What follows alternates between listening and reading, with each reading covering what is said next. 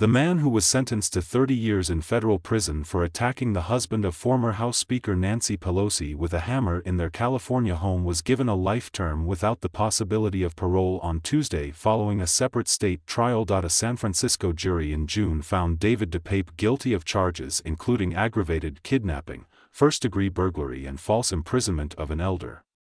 Before sentencing DePape to life for the kidnapping conviction, Judge Harry Dorfman rejected defense attorneys' arguments that he be granted a new state trial for the 2022 attack against Paul Pelosi, who was 82 years old at the time. "It's my intention that Mr. DePape will never get out of prison, he can never be paroled," Dorfman said while handing out the punishment. He later said, "I don't feel sympathy for you. I feel sympathy for the victim in this case, who's lucky to be alive." Adam Lipson, a San Francisco deputy public defender, had asked Dorfman to consider DePape's mental health and isolation that made him susceptible to online propaganda. "This is a man who has always been a peaceful, law-abiding person up until his activation," Lipson said before the punishment was handed down. When given the chance to address the court prior to his sentencing, DePape, dressed in prison orange and with his brown hair in a ponytail, spoke at length about September 11 being an inside job, his ex-wife being replaced by a body double, and his government-provided attorneys conspiring against him. "I'm a psychic," DePape told the court, reading from sheets of paper. "The more I meditate, the more psychic I get." The judge interrupted DePape multiple times to ask if he wanted to address the jury's verdict or his conduct on the night of the attack, but DePape ignored the offers. In a letter read in court by the victim's daughter, Christine Pelosi, Paul Pelosi called for the maximum sentence, saying the last peaceful sleep he had ended abruptly when the defendant violently broke into my home, burst into my bedroom and stood over my bed with a hammer and zip ties demanding to see my wife, yelling, "Where's Nancy?" He said the attack left him with bumps on his head, a metal plate in it, dizziness and nerve damage in his left hand. Sleeping alone at home evokes memories of the attack, he said. In a statement after Tuesday's sentencing, the Pelosi family said that after a grueling 2 years, legal justice has been served. "Today's sentence of life without parole gives our pop some measure of legal justice and, we hope, a message to others that political violence against elected officials or their family members will not be tolerated, minimized or condoned," the statement said. "We must each do our part to build a peaceful democracy."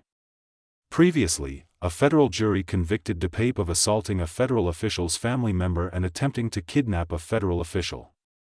In May, he was sentenced to 30 years in federal prison. Although DePape expressed remorse for his actions at the federal sentencing, he did not do that on Tuesday. Judges in both cases said they could not ignore the seriousness of targeting elected officials. Judge Dorfman on Tuesday also sentenced DePape to additional years on the other counts, but all the sentences, including the federal one, will run concurrently. He said that if an appellate court overturns his sentence of life without parole, he will ask that the case be sent back to his court for resentencing. Lipson told reporters after the hearing that he will appeal the ruling. "This was a really tragic end to a tragic story," he said. The prosecutors, San Francisco Assistant District Attorneys Sean Connolly and Phoebe Maffei, said in a statement that the sentence reflects the seriousness of DePape's conduct and the harm he inflicted on an innocent man. "There is no rejoicing in such cases. There are no winners," it said. The defense argued that the state trial amounted to double jeopardy, saying that although the state and federal counts weren't exactly the same, the two cases stem from the same act. The judge dismissed some of the state charges, but he kept others that weren't covered by the federal case. The October 28, 2022, attack on Paul Pelosi was captured on police body camera video just days before the midterm elections and shocked the political world. He suffered head wounds, including a skull fracture that was mended with plates and screws. DePape, a Canadian citizen who has been living in the U.S. for years, admitted during his federal trial that he planned to hold Nancy Pelosi hostage, record his interrogation of her, and break her kneecaps if she did not admit to the lies he said she told about Russiagate, a reference to the investigation into Russian interference in the 2016 presidential campaign. Cali, Colombia, Reuters. Colombia at the UN COP16 biodiversity talks on Tuesday launched a coalition with 20 other countries seeking to make peace with nature, as leaders warned that the rapid destruction of the environment risks humanity's own extinction. The summit of nearly 200 countries underway in the mountain-ringed city of Cali is tasked with figuring out how to halt the decline of nature by 2030, as humans drive habitat loss, climate change, pollution and other activities that destroy biodiversity. The coalition includes countries from 4 continents including Mexico, Sweden, Uganda and Chile. Although none from Asia-Pacific, the coalition is open to countries that agree to a set of principles aimed at changing humanity's relationship with nature, to live in harmony with the environment. That includes marshalling money toward conservation and sustainable development, cooperating internationally and mobilizing all of their society toward preserving nature. At the opening of Tuesday's COP16 meeting with 6 presidents and more than 100 government ministers, leaders warned that by destroying nature, humanity is killing itself. We are beginning the era of human extinction. I do not think I am exaggerating, Colombian President Gustavo Petro said. Petro said that the world cannot wait for it to be profitable to save nature and that the market will not save humans, adding that the value of life should be placed over money. Nature is life. And yet we are waging war against it. A war where there can be no winner, said UN Secretary-General Antonio Guterres. This is what an existential crisis looks like. Leaders said COP16 could be a turning point for conservation as the summit seeks to implement 23 goals to stop nature loss by 2030 laid out in the 2022 Kunming-Montreal Global Biodiversity Framework, that includes mobilizing $200 billion annually for conservation and preserving 30% of the Earth. Countries as of Tuesday were far from reaching an agreement on how to advance the wide-ranging agenda, remaining at an impasse on how to ramp up finance.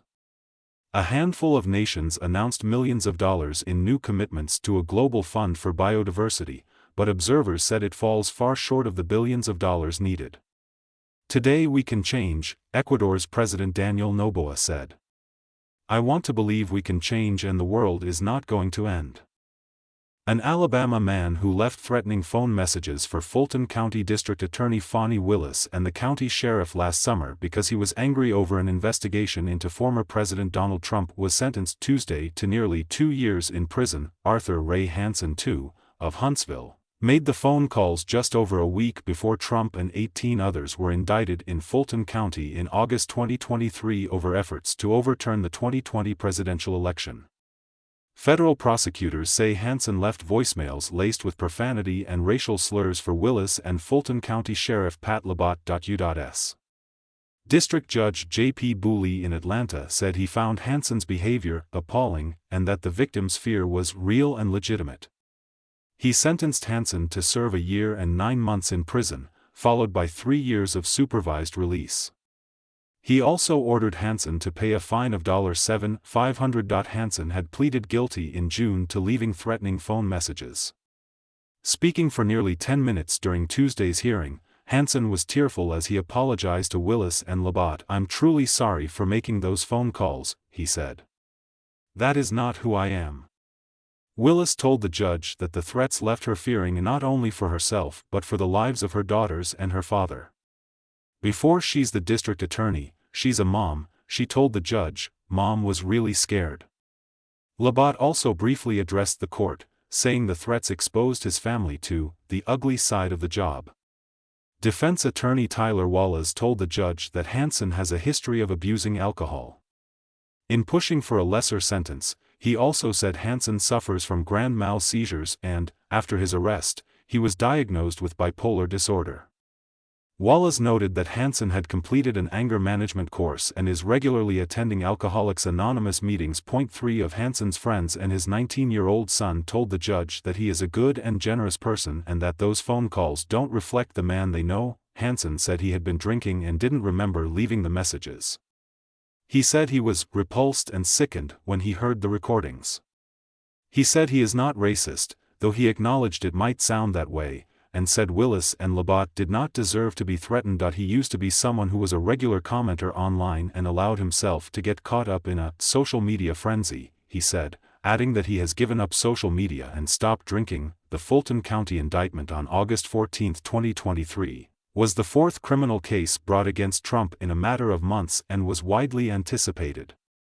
When reporters asked shortly before it was returned whether Trump would have a mug shot taken if he was charged, the sheriff said, "Unless someone tells me differently, we are following our normal practices and so it doesn't matter your status, we'll have a mug shot ready for you."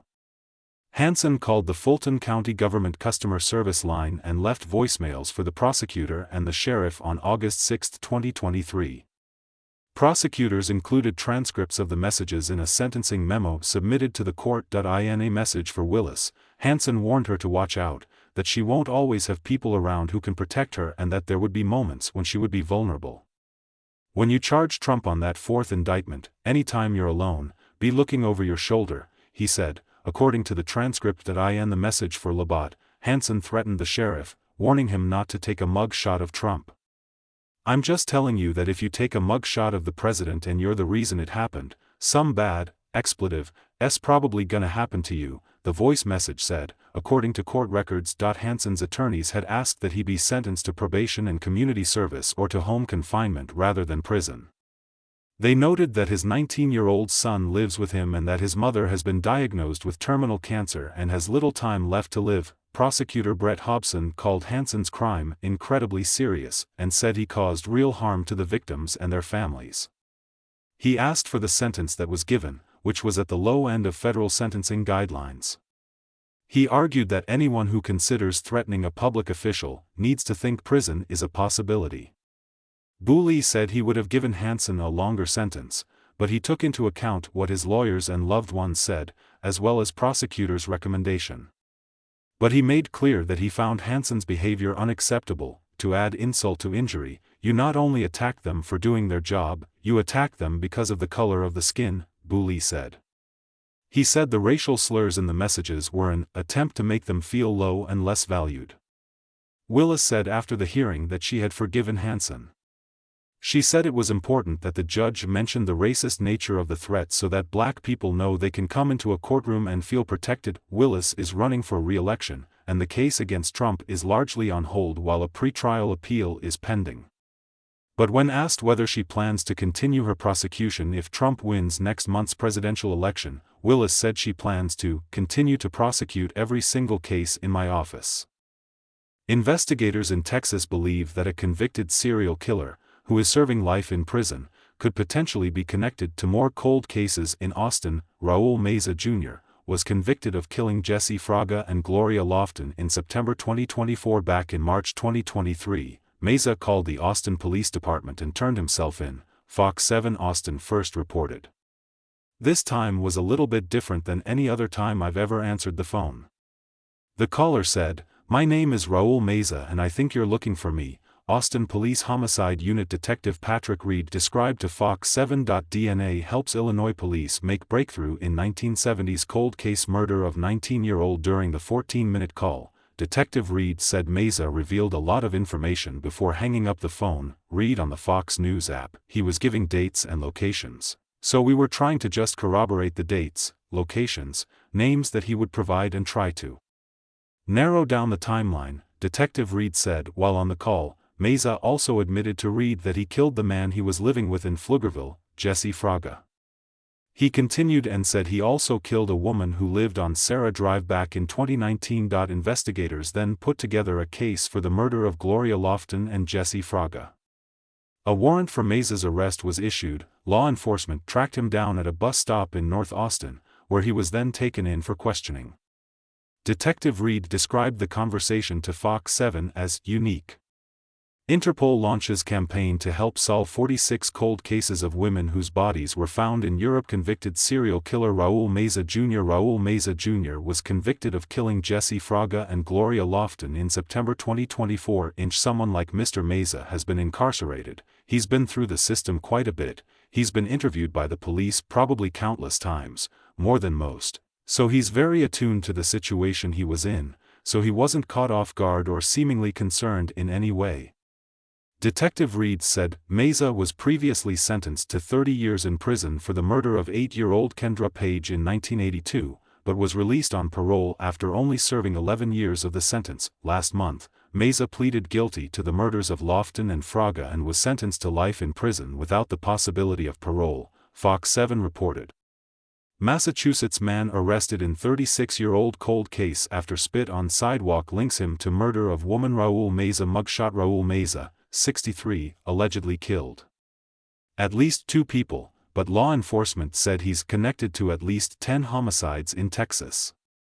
I think that sentence highlights the work that was done just as much as it may highlight what it means to the community for someone like him to be incarcerated for life without parole, Detective Reed said. However, Detective Reed told Fox 7 that the work was far from over.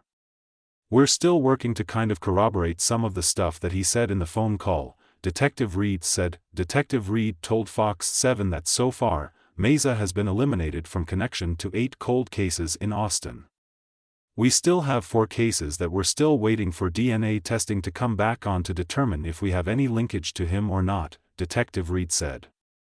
The body of a Fort Campbell soldier reported missing out of Henry County was recovered from Kentucky Lake on Friday. The Henry County Sheriff's Office and the Tennessee Wildlife Resources Agency, TWRA, recovered the body of 22-year-old John Michael Jackson from Kentucky Lake at 6:30 p.m. on Friday, September 27, according to a Facebook post from the Henry County Sheriff's Office.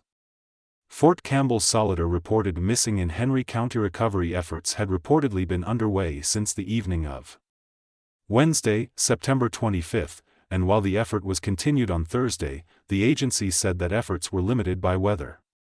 On Wednesday, the sheriff's office had received reports of an abandoned vehicle on the Paris Landing Bridge, and an investigation was started due to belongings in the vehicle. Officers believed that the driver of the vehicle, Mr. Jackson, had jumped from the bridge. The Post reads, the Post said that on Friday at roughly 6:15 p.m., the TWRA was checking the shoreline at Gray's Landing and spotted Jackson's body.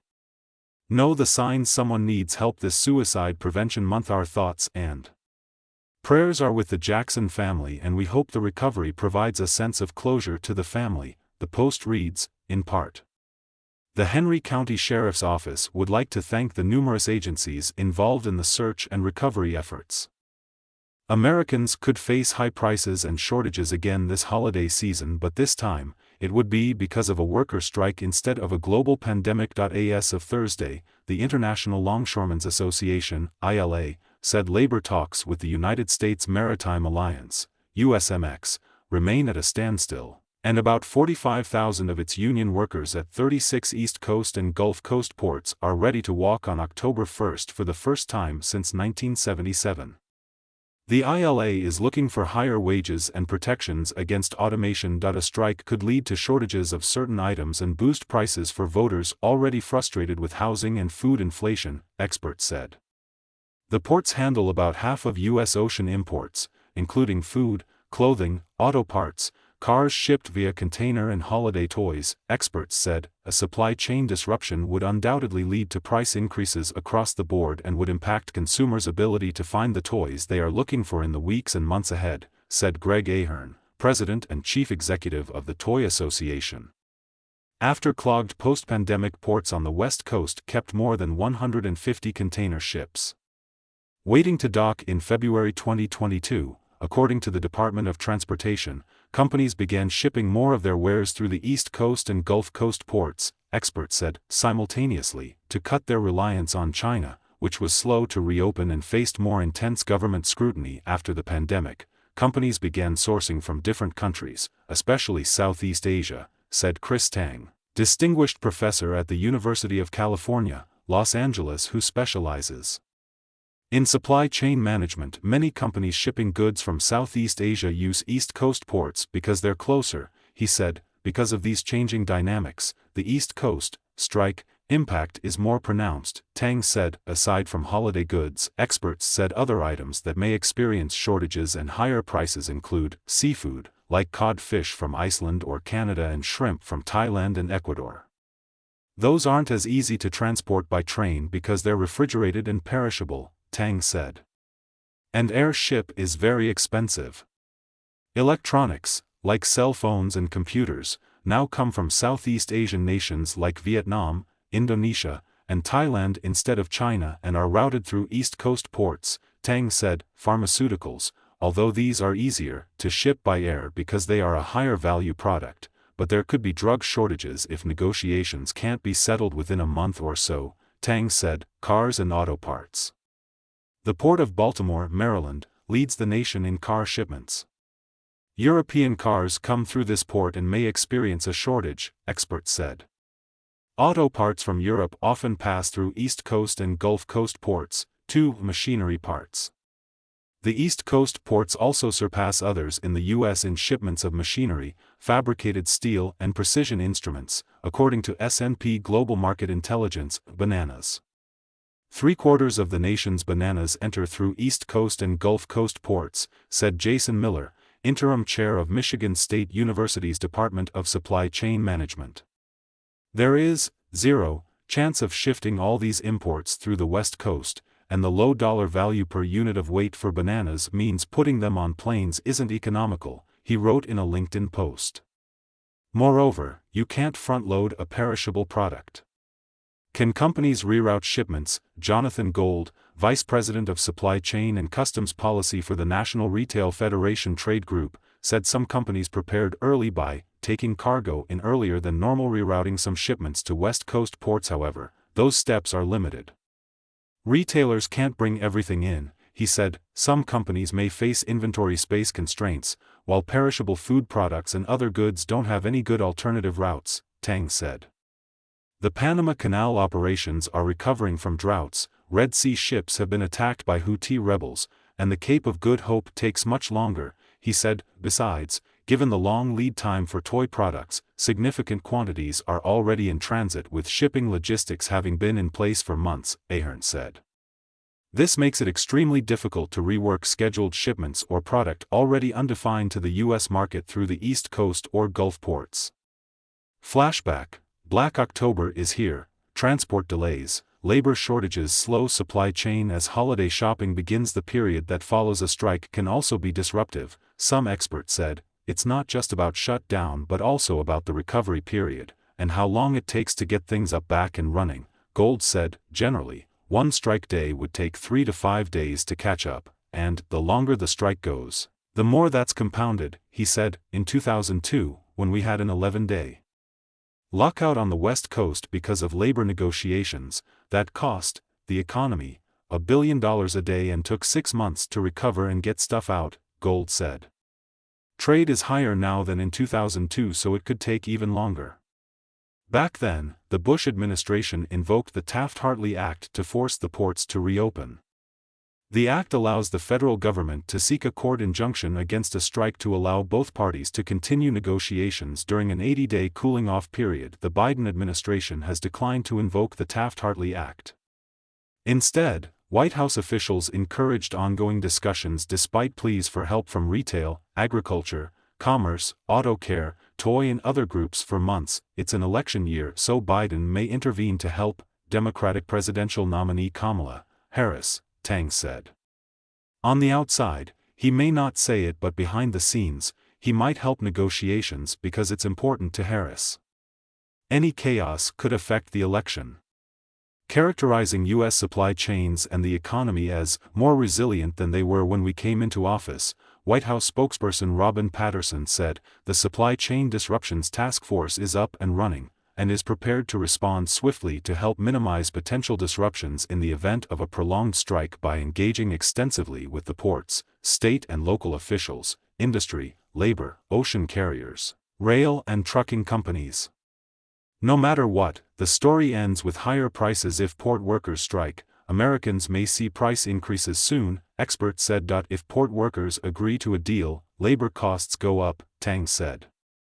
So down the road, consumers still pay a higher price. Consumers will have to learn to adjust and adapt, but unfortunately, things will be more expensive. The Cleburne County Sheriff's Office released the name of the driver killed and details about the passenger in a Sunday morning crash at Greer's Ferry Dam. A spokesperson said the driver, 30-year-old Ismail Ponce of Clarksville, was believed to be ejected from the vehicle and was pronounced dead at the scene. His 28-year-old passenger was airlifted to Little Rock and is stable but in critical condition, deputies said. Cleburne County deputies investigating truck crash at Greer's Ferry Dam. Officials said deputies were dispatched to the dam just before 10 a.m. Sunday after OnStar reported a crash. When deputies arrived, they reported finding a vehicle at the bottom of the dam's eastern side by the Little Red River, below where a fence had been damaged. Sheriff Chris Brown said investigators determined the vehicle went through the fence and overturned, hitting the dam slope before coming to rest at the bottom, just below the John F. Kennedy Overlook and Memorial.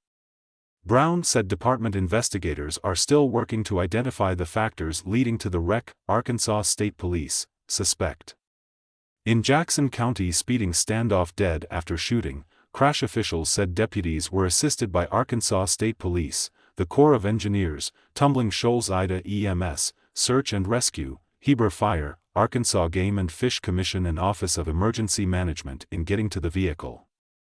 Jaywalking, that time-honored practice of crossing the street outside of the crosswalk or against the traffic light, is now legal in New York City. Legislation passed by the City Council last month officially became law over the weekend after Mayor Eric Adams declined to take action either by signing or vetoing it. After 30 days, Council member Mercedes Narcisse, a Brooklyn Democrat who sponsored the legislation, said Tuesday that the new law ends racial disparities in enforcement, noting that more than 90% of the jaywalking tickets issued last year went to Black and Latino people. Let's be real, every New Yorker jaywalks. People are simply trying to get where they need to go, she said in an emailed statement. Laws that penalize common behaviors for everyday movement shouldn't exist, especially when they unfairly impact communities of color. The new law permits pedestrians to cross a roadway at any point, including outside of a crosswalk. It also allows for crossing against traffic signals and specifically states that doing so is no longer a violation of the city's administrative code, but the new law also warns that pedestrians crossing outside of a crosswalk do not have the right-of-way and that they should yield to other traffic that has the right-of-way. Liz Garcia, an Adams spokesperson, declined to elaborate on the mayor's decision to let the bill become law without his action, but she noted the bill makes it clear that crossing against the light and mid-block is highly risky behavior. People may also still be liable in civil actions for accidents caused by jaywalking. Garcia added, all road users are safer when everyone follows traffic rules, she said in a statement. We continue to encourage pedestrians to take advantage of safety mechanisms in place, such as daylighting, pedestrian islands, and leading pedestrian intervals, by crossing in a crosswalk with the walk signal. Other cities and states, from Denver and Kansas City, Missouri, to California, Nevada and Virginia have decriminalized jaywalking in recent years, according to America Walks, a Seattle-based group that advocates for walkable communities. The term jaywalking dates to the early 20th century and has its roots in Midwestern slang for a country bumpkin or rube, according to dictionary maker Merriam-Webster. In New York City, where struggles between pedestrians and motorists are constant, the jaywalking law had been on the books since 1958 and carried a penalty of up to $250. In the 1969 film Midnight Cowboy, Dustin Hoffman famously yells, "I'm walking here," as his character is almost hit by a cab while crossing the street in Manhattan. The Legal Aid Society, meanwhile, called the legislation long overdue. The nonprofit organization, which provides free legal representation to New Yorkers that cannot afford a lawyer, said police for decades have used the violation as a pretext to stop, question and frisk residents, especially those of color. With this legislation now codified, we hope that both the Adams administration and the City Council will continue to abolish relic laws that serve no public safety purpose and only ensnare people in the criminal legal system, the organization said in a statement. Police department spokespersons didn't immediately respond to emails seeking comment, and a spokesperson for its largest union declined to weigh in, but Narcisse said officers she has spoken to say their time could be better spent on other police work, rather than issuing tickets for jaywalking. No one's ever said, "I'm so glad they caught that jaywalker." By eliminating these penalties, we allow our police officers to focus on issues that truly matter. Volvo Trucks is issuing a recall on some 2020 to 2025 trucks due to errors with the vehicle's electronic control units. The recall, which was reported to the National Highway Traffic Safety Administration on October 23 and posted on Monday, states that 126,649 trucks may be affected. The recall pertains to certain 2020 to 2025 VN, VAH, VHD, and VNRE trucks, equipped with Bendix EC80 advanced electronic control units.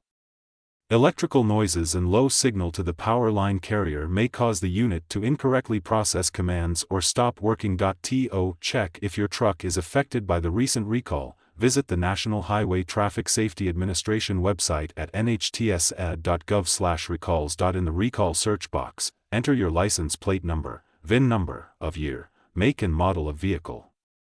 A list of related recalls will then pop up. You can also call the Volvo Trucks customer service line at 1-800-528-6586. The recall number for this case is RVXX2409. Owner notification letters are also expected to be mailed out by December 13. The Bendix EC80 Advanced Electronic Control Unit is used to help improve the braking characteristics of heavy and medium-duty trucks. According to Bendix, each vehicle has a VIN, or vehicle identification number. The 17-character number is typically located on the left of a vehicle's windshield, on the driver's side door or inside the vehicle where the driver's side door closes. If your truck is on the recall list, schedule an appointment with a nearby Volvo dealership. The dealer will reprogram the unit software for free. Donald Trump's Truth Social is now worth more than Elon Musk's X, thanks to a recent run-up in the shares of the parent company of the former president's social media platform. Trump Media and Technology Group is now valued at over $10 billion after its shares more than quadrupled since late September. Meanwhile, X Holdings is valued at around $9.4 billion, based on the most recent value the investment group Fidelity assigned to its stake in the company formerly known as Twitter. The stock of Trump Media, or TMTG, tends to move more with Trump's re-election odds than on its own profit prospects, and investors have seen his chances of retaking the presidency improving of late. On Tuesday, the stock rose almost 9% to close at $51.51, on top of a 21.6% gain Monday. The stock was moving so sharply that trading was briefly halted several times during the morning. The stock had dropped to roughly $12 late last month. Trump created TMTG after he was banned from Twitter and Facebook following the January 6, 2021, Capitol riot. He owns about 57% of the company but has no role in running it. Based in Sarasota, Florida, TMTG has been losing money and struggling to raise revenue. It lost more than $16 million in the quarter ending in June while generating only $837,000 in revenue, according to regulatory filings. When Musk took over Twitter in October of 2022, the company was valued at around $44 billion. At that time, Fidelity Investments valued its stake at $19.7 million. In a recent regulatory filing, Fidelity's Blue Chip Growth Fund said its stake in X Holdings was worth about $4.20 million. Other companies TMTG is now bigger than include Caesars Entertainment, Match Group, Walgreens Boots Alliance and Hasbro, the maker of the Monopoly game. Musk has become one of Trump's most prominent supporters in his bid to get re-elected. The world's richest man, Musk has committed more than $70 million to boost Trump and has recently held a number of town halls in support of the former president. We adhere to strict standards of editorial integrity to help you make decisions with confidence. Some or all links contained within this article are paid links. At their annual meetings, Berkshire Hathaway's shareholders have the opportunity to pick CEO Warren Buffett's brain on any number of topics. However, one investor who attended the conference in 1999 cut right to the chase. "Mr. Buffett, how do I make $30 billion? He asked. As always, the Oracle of Omaha conveyed complicated theories in simple terms. He shared 3 fundamental rules that helped him amass his fortune, rules that can guide any investor. Along the way, he offered a reminder: financial fear has never been part of his equation. If you want to learn the ropes that helped the 93-year-old accumulate a massive fortune, here are some things to consider. Don't miss. Accredited investors can become the landlord of Walmart, Whole Foods or Kroger, and benefit from regular distributions without lifting a finger. Here's how car insurance premiums in America are through the roof, and only getting worse. But less than 2 minutes can save you more than $600 per year. These 5 magic money moves will boost you up America's net worth ladder in 2024, and you can complete each step within minutes. Here's how. Circle of Competency. Tom Watson Sr., the founder of IBM, NYSE, IBM, once said, "I'm no genius. I'm smart in spots, but I stay around those spots." That's the mantra Buffett has applied to his investing too. By focusing on industries he understands and avoiding temptation to chase trends, Buffett has built his fortune through a disciplined and patient approach. His strategy, however, comes with an important caveat: volatility. At the 2020 Berkshire Hathaway shareholder meeting, Buffett reminded investors of the inevitable ups and downs. You've got to be prepared, when you buy a stock, to have it go down 50%, or more, and be comfortable with it, as long as you're comfortable with the holding. He said that if you want to expand your circle of competency, you may want to seek advice from a trusted professional.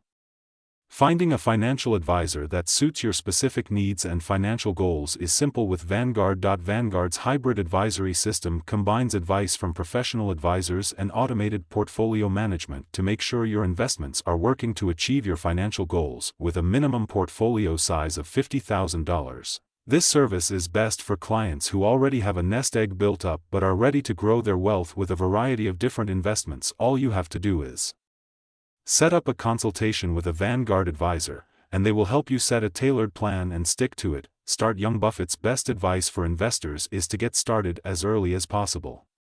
He has a simple metaphor to explain his wealth-building strategy.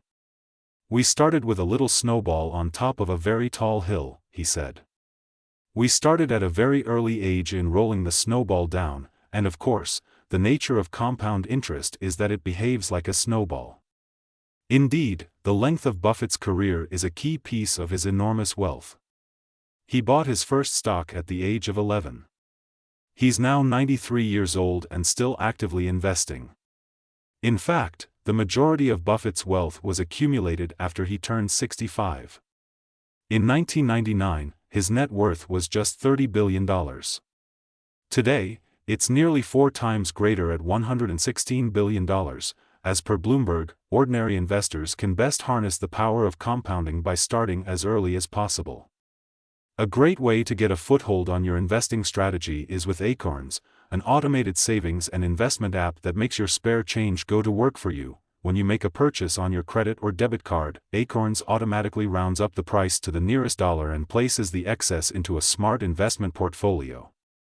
For those looking to enhance their investing strategy further, Acorns offers different tier memberships, including a gold tier that allows you to customize your portfolio by adding individual stocks and includes a retirement account with a 3% IRA match. If you sign up today, you can receive a $20 bonus investment. Read more. Rich, young Americans are ditching the stormy stock market. Here are the alternative assets they're banking on instead. Search for small companies. Buffett said that if he were starting again today with $10,000, he would focus first on small businesses. I probably would be focusing on smaller companies because I would be working with smaller sums, and there's more chance that something is overlooked in that arena, he said at the shareholder meeting. In his early days, the billionaire investor focused on extremely small companies that would be considered small caps. He bought a tiny furniture company in Nebraska in 1983 when it was still expanding across state lines. He acquired See's Candies when it made just $4 million in annual profits in 1972. These small businesses were overlooked and had more room to grow. That means Buffett had a chance to buy them cheap and watch them expand. This is also true now. Small-cap stocks were roughly 30% cheaper than large-cap ones in the final quarter of 2023, according to analysis by BNP Paribas. They have also historically outperformed large caps, especially after recessions and over longer periods of time, says MSCI. It's advisable to diversify your portfolio and add some small caps to your watch list. Need some guidance before you make your next big market move? The team of former hedge fund analysts and experts at Moby spend hundreds of hours each week sifting through financial news and data to provide top-tier stock and crypto reports to keep you up to date on what's moving the markets. Moby's superior research can help you reduce the guesswork when selecting stocks and ETFs. In 4 years, across almost 400 stock picks, Moby's recommendations have beaten the S&P 500 by almost 12%, on average. With their easy-to-understand formats, you can become a wiser investor in just 5 minutes, backed by a 30-day money-back guarantee. Learn more once you've done your research. Building and managing your portfolio efficiently is key, and that's where Public comes in. Regardless of your current net worth, public makes investing in small or large companies easy. Buffett has always preached about getting in at a low cost, and with Robinhood's user-friendly interface, you can easily make those trades without extra fees. Public not only offers commission-free trading but also provides a high-yield account where you can park your cash between investments. Public also has social features, enabling users to follow and learn from other investors, share ideas, and stay updated on market trends with real-time insight. What to read next? Lock in juicy quarterly income through this $1 billion private real estate fund, even if you're not a millionaire. Here's how to get started with as little as $10. Michael Burry from The Big Short has made $100 million with this strategy. What you need to know about short selling. Cost of living in America is still out of control. Use these 3 real assets to protect your wealth today, no matter what the US Fed does or says. Dave Elliott's recent termination from WLOX-TV in Biloxi, Mississippi, underscores the complex dynamics between personal expression and professional responsibility for news anchors on social media.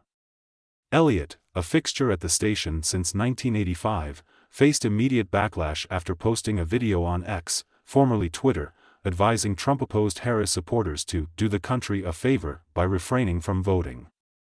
Although Elliott claims the post was intended as satire, its impact on his audience, and subsequently, his career, was anything but humorous to viewers and station management. Elliott's video, which attracted attention soon after being posted, contained comments about voting behavior he believed was motivated by hatred for Donald Trump rather than positive support for Vice President Kamala Harris.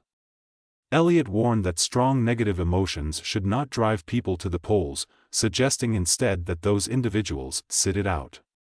As his video circulated, it attracted criticism across political and professional spectrums, leading WLOX to make a decisive move.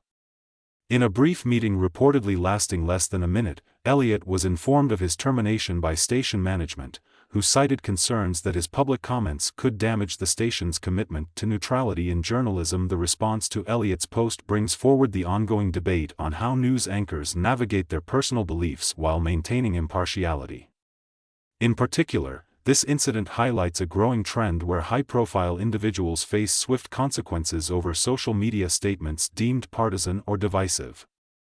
Elliott's decades-long career, often marked by local community engagement, is now punctuated by the complexities of navigating social media as both a personal and public forum. For WLOX, Elliott's departure may signal a cautious approach by media outlets to avoid controversies linked to political statements from their staff, even outside of official broadcasts.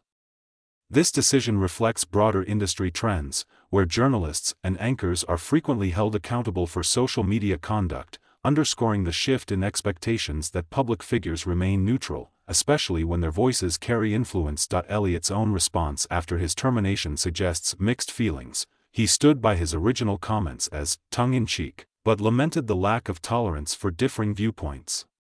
He emphasized that his public service announcement was merely an opinion, albeit one that didn't align with the expectations of WLOX corporate policies. The incident highlights the stakes for journalists in maintaining professional boundaries on social media, reflecting how nuanced issues around freedom of expression, professional responsibility, and public influence continue to evolve.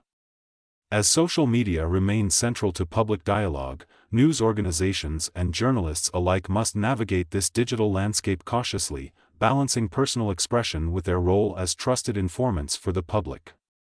A comprehensive analysis of the recent US-Ukraine talks, framed by concerns over North Korea's increasing alignment with Russia, would offer insights into a range of political, military, and economic dimensions, exploring both immediate and long-term impacts on global stability. This analysis would begin with an introduction to the US-Ukraine relationship, emphasizing the strategic importance of the alliance, especially after Russia's annexation of Crimea in 2014.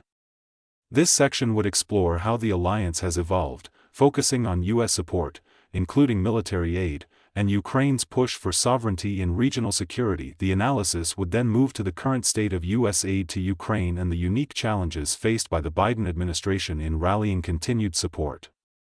Recent meetings between top Ukrainian officials and key U.S. figures, such as Secretary of State Antony Blinken and National Security Advisor Jake Sullivan, underscore a mutual interest in addressing growing Russian aggression and its broader implications. Yet, Ukraine's requests come at a time when bipartisan consensus within the U.S. on foreign aid has fractured. As a result, discussions surrounding additional military aid are deeply intertwined with the Biden administration's larger security funding package, which aims to secure funding not only for Ukraine but also for U.S. border security and Israel. The intricacies of this aid package reveal the pressures within Congress, where some factions are concerned about prioritizing foreign conflicts over domestic issues.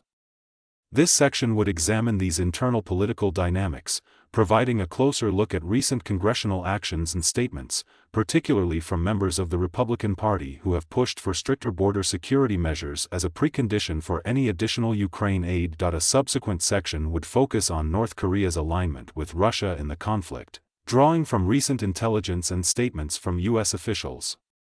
Historically, North Korea and Russia have maintained a complicated relationship, but the current context, shaped by sanctions, diplomatic isolation, and shared enmity toward the U.S., has seen them forging closer ties. Reports suggest North Korea has offered military aid to Russia, likely in the form of ammunition, artillery shells, and potentially technical support, which could bolster Russian forces and offset some of their resource constraints. An analysis of North Korea's motivations would be crucial here, highlighting how the Hermit Kingdom seeks to gain from this alliance, potentially in the form of food aid, energy resources, or technological support to further its own military and nuclear ambitions. This section would dive into historical precedents, such as North Korea's pattern of alliances and exchanges with other countries during times of international tension, showing how Pyongyang has leveraged these situations to meet its domestic needs and political goals. From here, the analysis would turn to the broader implications of this alliance for global security. North Korea's involvement, while still relatively limited in scope, represents a concerning expansion of Russia's support network and adds a new dimension to the conflict. The potential for North Korean military personnel or advanced weaponry entering the conflict could force NATO and the U.S. to reconsider their strategic postures and potentially escalate their support for Ukraine. This section would address how this development challenges NATO's existing frameworks for collective defense and the implications for countries in Eastern Europe that may see North Korean support for Russia as a destabilizing factor.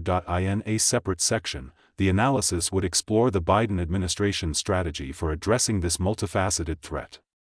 Faced with the possibility of a two-front Cold War-like scenario involving both Russia and North Korea, the U.S. has intensified diplomatic efforts to isolate Pyongyang, leveraging sanctions and working with international partners to dissuade North Korea from providing direct support to Russia. This section would examine the efficacy of sanctions, the role of diplomacy in potentially deterring North Korea's involvement, and the limitations of current strategies given China's influence over North Korea. The administration's broader diplomatic strategy may involve increased support for South Korea and Japan, both as a counterbalance to North Korean threats and as a means of consolidating an allied front in East Asia. Another section would analyze Ukraine's specific military needs and strategic priorities in light of new threats. Ukraine's requests for advanced air defense systems, long-range missiles, and other defensive capabilities reflect a tactical shift in its approach to countering both Russian and potentially North Korean assets. This section would discuss the U.S. military aid provided so far, Ukraine's strategic use of these resources, and the ongoing logistical challenges involved in supplying and sustaining Ukraine's defense. The role of NATO in coordinating and facilitating aid, as well as the challenges posed by supply chain constraints and competing priorities within the alliance, would also be explored. The analysis would conclude with a projection of potential outcomes and future developments. The response of U.S. Congress to the Biden administration's funding request could dictate the trajectory of U.S. involvement in Ukraine, influencing both the speed and nature of the support provided. If North Korea's involvement deepens, the U.S. and its allies may face increased pressure to respond with escalated sanctions, diplomatic actions, and perhaps even defensive measures in Eastern Europe and East Asia. This section would address possible outcomes, including the likelihood of a prolonged, more entrenched conflict involving multiple international players, and the potential for diplomatic breakthroughs or escalations that could either mitigate or intensify the situation. In addition to a thorough narrative, this comprehensive piece would integrate statements and perspectives from key officials, lawmakers, and experts to provide a nuanced view of the ongoing discussions and strategic calculations. It would also draw on historical parallels and recent policy shifts to offer context to readers, positioning the current developments within the broader framework of U.S. foreign policy and global security trends.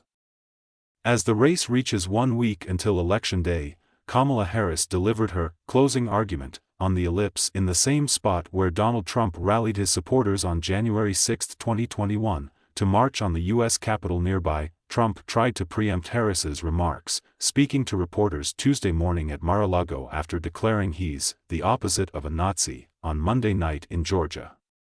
He holds a rally later in Allentown, Pennsylvania, where there is a large population of Puerto Rican Americans. Robert F. Kennedy Jr. said this week that if elected, former President Donald Trump will put him in control of America's public health agencies. Kennedy made the remarks on a Zoom call with supporters Monday night. The agencies Kennedy mentioned include the Centers for Disease Control, the Federal Drug Administration, the National Institute of Health, and the United States Department of Agriculture. The key, which President Trump has promised me, is control of the public health agencies, which is HHS and its sub-agencies, CDC, FDA, NIH, and a few others. And also the USDA, which is, key to making America healthy, because we've got to get off of seed oils and we've got to get off of pesticides, and we need to make that transition to regenerative agriculture, Kennedy said. RFK Jr., who made his own bid for president in the 2024 election, told supporters what he would do if appointed the position. I want to make sure to reorient NIH, so that instead of developing drugs and serving as an incubator for new pharmaceutical products, that instead NIH will be figuring out what's causing these autism rates and autoimmune diseases and the neurodevelopmental diseases, Kennedy said. And I want to make sure that the people on the panels at FDA do not have conflicts of interest, their people are genuinely interested in public health, he added. I want to end the financial entanglements, the fact that the FDA gets half of its budget from the pharmaceutical companies. I'd like to get the pharma ads off of TV, Kennedy said. Kennedy's remarks drew condemnation from Trump's former Surgeon General Jerome Adams.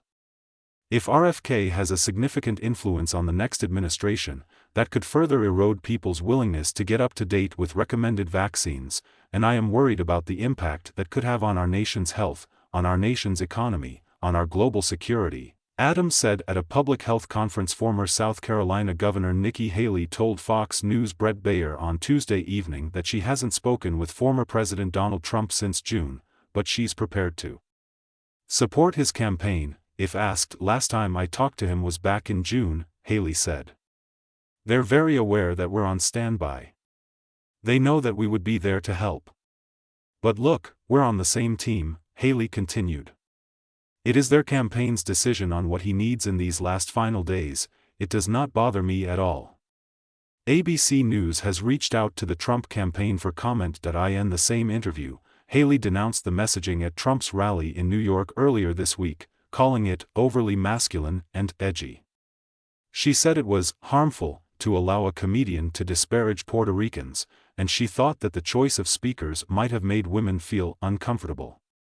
This is not a time for them to get overly masculine with this bromance thing that they've got going, she said. 53% of the electorate are women. Women will vote. They care about how they're being talked to.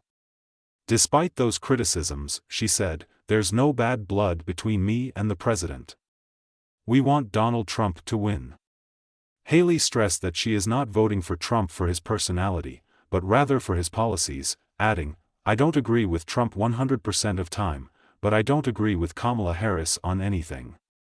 The Colorado Secretary of State's office posted partial voting system passwords online, but the error did not pose an immediate security threat to the state's elections, officials said on Tuesday.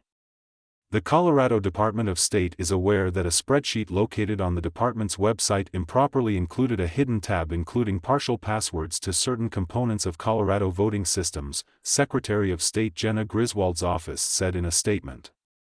This does not pose an immediate security threat to Colorado's elections, nor will it impact how ballots are counted. The Colorado GOP first announced the incident on Tuesday and released an affidavit from an individual purporting to find the hidden tab. The individual's name was redacted. "We hear all the time in Colorado from Secretary Griswold and Governor Polis that we represent the gold standard for election integrity, a model for the nation," said Dave Williams, chairman of the Republican Party of Colorado in a press release. "One can only hope that by the Secretary of State posting our most sensitive passwords online to the world dispels that myth," said Williams. According to Griswold's office, there are 2 unique passwords for every election equipment component which are kept in separate places, held by different parties and can only be used with physical in-person access to a voting system under Colorado law. Voting equipment must be stored in secure rooms that are under 24/7 surveillance. No person may be present in a secure area unless they are authorized to do so or are supervised by an authorized and background-checked employee, Griswold said. There are also strict chain of custody requirements that track when a voting system's component has been accessed and by whom. 2 people were arrested at the Harris campaign rally at the Ellipse in Washington, D.C. on Tuesday. Sources told ABC News. 1 adult male and 1 adult female were arrested for assault on a police officer near the intersection of 17th Street and Constitution Avenue near the site of the rally. A North Carolina appeals court on Tuesday rejected a Republican-led effort to block ballots cast by overseas voters unless they could provide additional proof of their residency in the state, the Republican National Committee sued the North Carolina State Board of Elections earlier this month over a policy that allows voters living abroad to cast their ballot in the state if their parents previously lived in North Carolina, even if the voter never resided in the state themselves. A trial judge last week denied the RNC's request to stop the policy, and their appeal of that decision was unanimously rejected by a panel of 3 judges on the North Carolina Court of Appeals Tuesday. The Republican National Committee, joined by the state party and 2 voters, argued that the policy flies in the face of the state constitution by allowing non-residents to participate in the state's elections. North Carolina has notoriously close elections, the lawsuit said. Now more than ever, counting every legitimate vote from every eligible voter and only legitimate votes from eligible voters matters. The North Carolina State Board of Elections highlighted that the policy has been in place for over a decade without issue, arguing the injunction requested by the RNC would disenfranchise an entire class of lawful voters. Petitioners' petition represents an unwarranted and unprecedented effort to disrupt an ongoing election by throwing countless voters' duly cast ballots into question with no actual proof of any problem with them, the state said in their filing. The case is yet another legal setback for Republicans, who lost a similar case in Pennsylvania earlier Tuesday.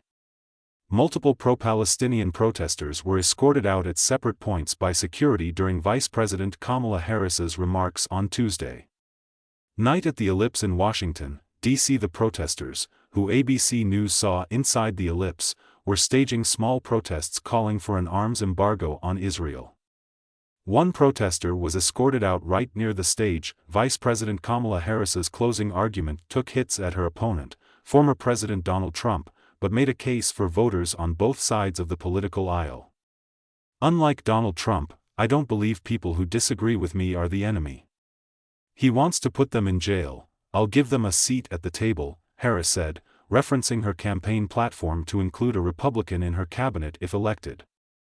"I pledge to you to approach my work with the joy and optimism that comes from making a difference in people's lives," Harris said.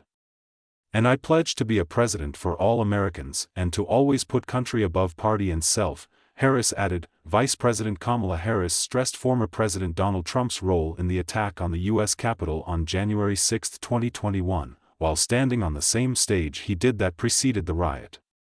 "We know who Donald Trump is. He is the person who stood at this very spot nearly 4 years ago and sent an armed mob to the United States Capitol to overturn the will of the people in a free and fair election," Harris said, adding, "an election that he knew he lost. Americans died as a result of that attack.